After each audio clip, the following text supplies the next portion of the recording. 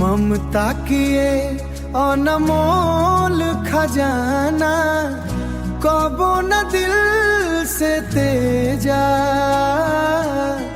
धड़ के लहर दाऊं बेटा तिर माई के करेजा। ममता के अनमोल खजाना कबो न दिल से तेजा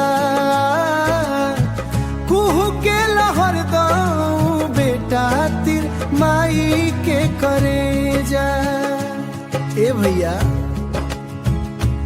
आज हम जौन सुनावत तानी अपन माई से सुनले बानी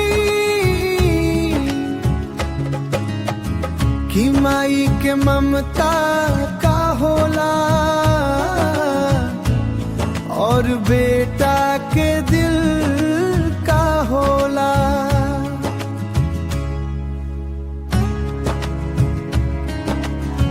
गायक अशोक चौधरी के इस भावपूर्ण गीत में एक बेटे की दास्तान है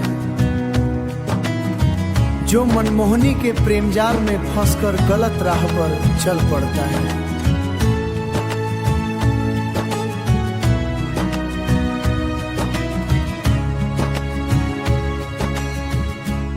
प्रेमिका की कठोर शर्त मान कर वह अपनी माँ का करेजा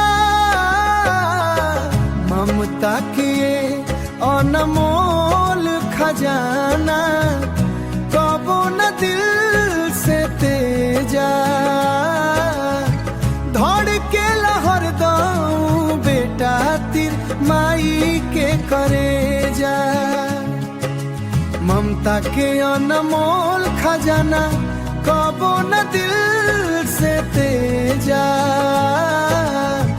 कुहू के लहर दाऊं बेटा तिर माई के करेजा।